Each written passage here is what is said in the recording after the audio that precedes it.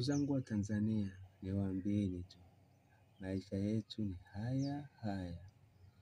Kutokana na tukio lililotokea tarehe 29 mwezi wa 10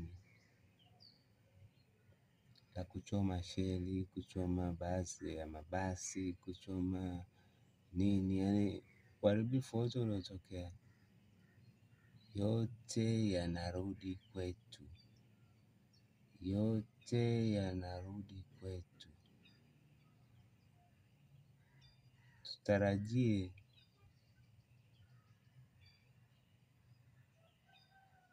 mfumuko wa bei, tutarajie kukosa baadhi ya vitu kwa urahisi. Mimi nasema leo, lakini